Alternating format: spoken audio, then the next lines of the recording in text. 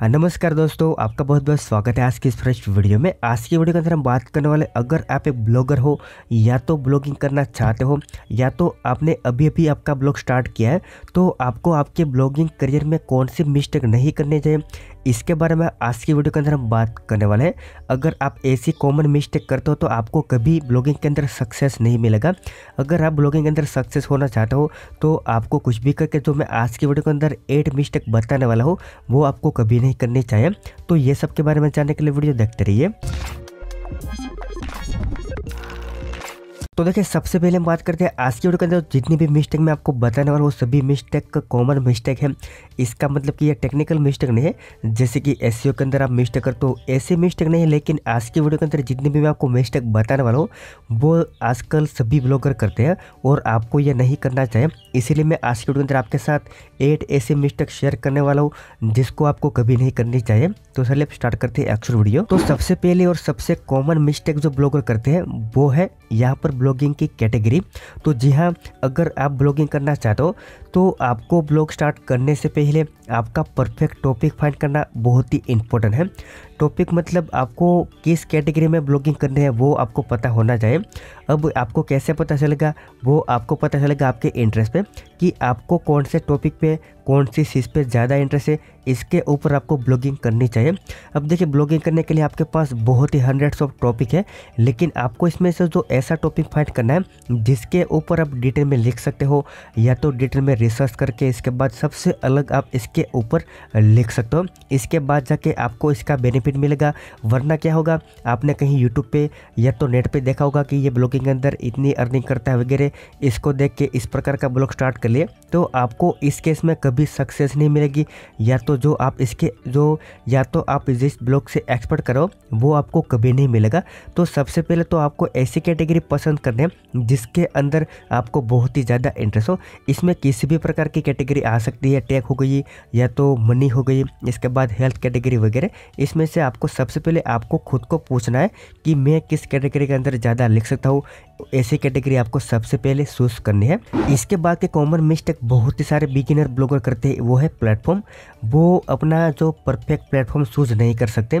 अब देखिए, सबसे पहले तो आपको मैं बता देता हूँ कि प्लेटफॉर्म के अंदर आपके पास, अगर आप ब्लॉगिंग करना चाहते हो या तो ब्लॉगिंग स्टार्ट करना चाहते हो, तो आपके पास 2 ऑप्शन होते हैं जिसकी मदद से अगर आपको अर्निंग करनी है तो। वरना जो मार्केट के अंदर बहुत सारे ऐसे रास्ते हैं, वहाँ पर आप बिल्कुल फ्री में आपकी वेबसाइट स्टार्ट कर सकते हो।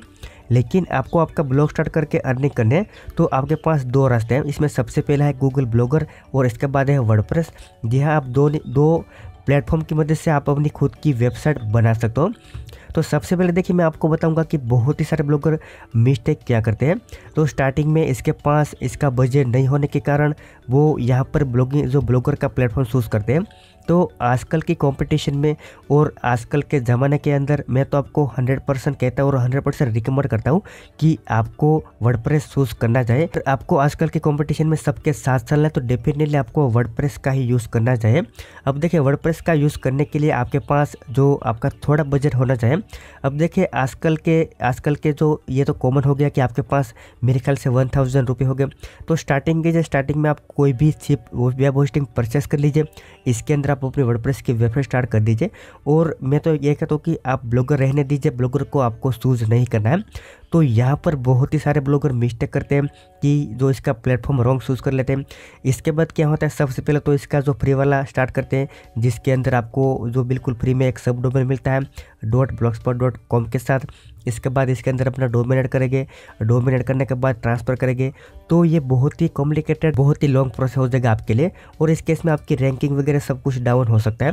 तो पहले से आप डिफाइन कर लीजिए कि आपको कौन सा प्लेटफॉर्म चूज़ करना है।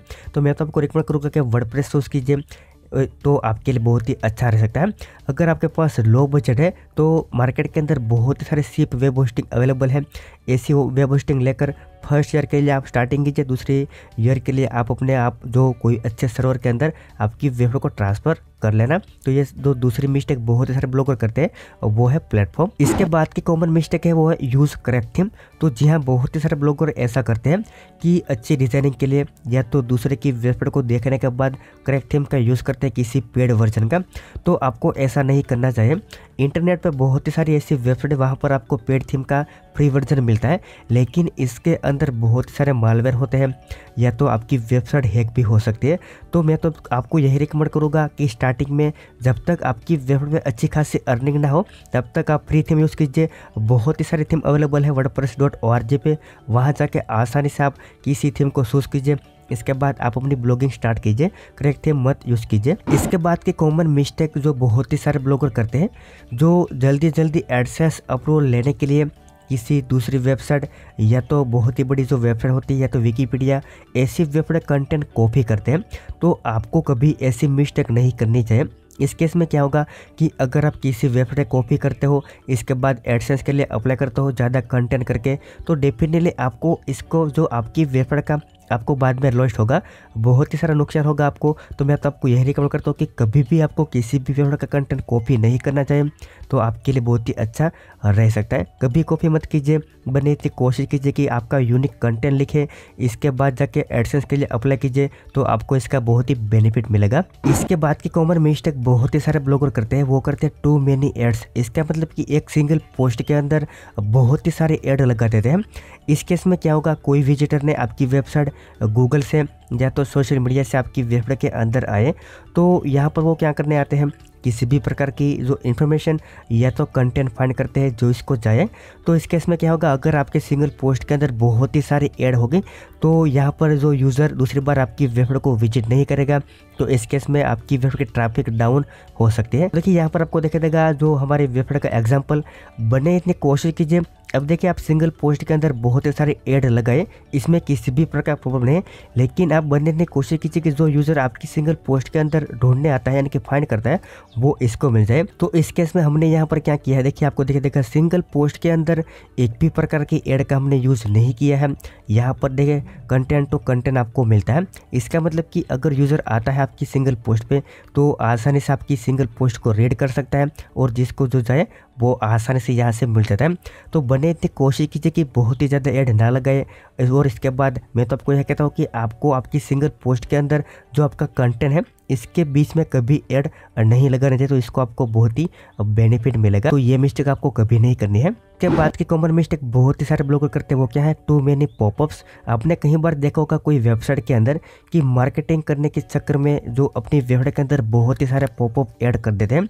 तो इस केस में क्या होगा, मान लीजिए आपने जो कोई यूज़र आपकी वेबसाइट पे आया और जो किसी सिंगल पोस्ट को ओपन किया, तो जैसे ओपन करता है तो पॉपअप शो होगा, इसके बाद थोड़ी देर बाद एक पॉपअप शो होगा और इसके बाद एक और पॉपअप शो होगा। तो इस केस में क्या होगा कि कोई भी विजिटर आपकी वेबसाइट पे आएगा वो बोर हो जाएगा। इससे क्या होगा कि वो आपकी वेबसाइट को दूसरी बार विजिट नहीं करेगा। आप लगा सकते हो, ऐसा नहीं है, मार्केटिंग करने के लिए आप अपने वेबसाइट के अंदर पॉपअप का यूज़ कीजिए, लेकिन सिंगल पोस्ट में एक ही बार शो होगा या तो थोड़ी देर बाद शो होगा। आप एक पोस्ट के अंदर एक पॉपअप यूज़ कर सकते हो। और इस केस में अगर कोई विजिटर आपकी वेबसाइट पहली बार आपके ब्राउज़र में जो विजिट करता है, तो ही इसका पॉपअप शो होगा। इस तरह के आप सेटिंग कर दीजिए, वरना क्या होगा, एवरी पोस्ट के अंदर आप इसे पॉपअप शो करवाओगे तो आपकी वेबसाइट वो दूसरी बार विजिट नहीं करेगा, तो इसको आपको बहुत ही लॉस होगा और दूसरी बार आपकी वेबसाइट पर नहीं आएगा। इसका मतलब कि आपका ट्रैफिक ऑटोमेटिकली डाउन हो जाएगा, तो वो भी आपको बहुत ही लॉस्ट हो सकता है। तो आपको कोशिश करनी है कि बने इतने कम पॉपअप यूज़ करने की। इस केस में देखिए मेरी जितनी भी वेबसाइट इसके अंदर मैं एक भी प्रकार का पॉपअप यूज़ नहीं करता हूँ। इसके बाद की कॉमन मिस्टेक बहुत ही सारे ब्लॉगर करते हैं, वो है पोस्टिंग फ्रीक्वेंसी। अब देखिए इस केस में क्या होगा कि आपको अगर आपकी वेबसाइट है तो आपको डिफाइन करना पड़ेगा कि हम हमारे वेबसाइट के अंदर एवरी वीक पोस्ट करेंगे, एवरी डे पोस्ट करेंगे या तो एवरी मंथ। तो आपको डिफाइन करना है ताकि गूगल के एल्गोरिथम को पता चले कि पर्टिकुलर वेबसाइट के अंदर इस तरह का कंटेंट और इस तरह की फ्रीक्वेंसी के अंदर कंटेंट पोस्ट होता है। जैसे कि देखिए आपको डेली बेसिस पे अगर पोस्ट पब्लिश करते हो तो आपको बनने इतनी कोशिश करनी है कि डेली एक पोस्ट ऐड करनी ही करनी है। अगर आप वीकली पोस्ट करते हो तो वीक के अंदर आपको एक पोस्ट ऐड करनी है और करनी है। इससे क्या होगा, आपकी रैंकिंग में आपको इफेक्ट मिलेगा और आपका रैंकिंग ऑटोमेटिकली पुश होगा। तो आपको आपकी पोस्टिंग फ्रीक्वेंसी पे बहुत ध्यान देना पड़ता है। तो ये गलती आपको कभी नहीं करनी है कि आपने जो इस वीक के अंदर एक पोस्ट डाली, इसके बाद एक मंथ के बाद एक डाली, तो ऐसा आपको नहीं करना है। इस केस में आपको बहुत ही लॉस्ट होगा। इसके बाद की आस्क की लास्ट जो मिस्टेक बहुत ही सारे ब्लॉगर करते हैं वो है हायर कंटेंट राइटर। अब देखिए मैं आपको सबसे पहले बता देता हूँ कि अगर आपकी वेबसाइट आपने स्टार्ट की फर्स्ट ईयर या तो 2 ईयर आपने आपकी वेबसाइट जो मैनेज किए। इसके बाद आपकी वेबसाइट की मदद से अच्छी खासी अर्निंग होने लगी और आपके पास अच्छी खासी सेविंग है। तो इस केस में आपको क्या करना पड़ेगा, तो इस केस में आपको क्या करना पड़ेगा, जो आपकी वेबसाइट की अर्निंग है इसके 30% जितनी भी आपकी अर्निंग है वो आपको इसके अंदर इन्वेस्ट करनी पड़ेगी, स्पेशली इसके अंदर कंटेंट ऐड करने के लिए। जब देखिए, या तो आप अपनी वेबसाइट के अंदर एक एडिटोरियल का एक अकाउंट बना लीजिए या तो कंटेंट राइटर को हायर कर लीजिए। इस केस में क्या होगा, आपकी वेबसाइट की पोस्टिंग फ्रीक्वेंसी ऑटोमेटिकली इंक्रीज होगी, तो आपकी वेबसाइट की रैंकिंग, ट्रैफिक सब कुछ ऑटोमेटिकली इंक्रीज हो जाएगा। तो बहुत सारे लोग यहाँ पर गलती करते हैं, जो मनी सेव करने के चक्कर में अपनी वेबसाइट के अंदर किसी भी प्रकार इन्वेस्ट नहीं करते, जैसे चलती है ऐसे चलने देते हैं। तो इस केस में इसकी वेबसाइट एक ना एक दिन डाउन हो जाएगी और इसका बहुत ही नुकसान होगा। तो मैं तो आपको रिकमेंड करता हूँ कि अगर आपकी वेबसाइट की अच्छी खासी अर्निंग होने लगी है तो इसमें सब 30% जो इसके अंदर इन्वेस्ट करके अच्छे कंटेंट राइटर हायर कर लीजिए, जो वीकली या तो मंथली आपकी वेबसाइट के अंदर पोस्ट करेंगे, तो इसका भी आपको बेनिफिट ज़रूर मिलेगा। तो बस आज का सिंपल वीडियो यहीं तक था। आशा करता हूँ आपको वीडियो बहुत ही पसंद है। पसंद वीडियो को लाइक और शेयर कर दीजिए। और अगर आप ब्लॉगिंग करते हो तो ये जो मैंने आपको 8 मिस्टेक बताए वो मिस्टेक आप कभी मत करना, वरना आपको इसका बहुत ही लॉस होगा और एक ना एक दिन आपको ब्लॉगिंग के अंदर फेलियर मिलेगा। तो सिंपल वीडियो था। Thank you for watching this video.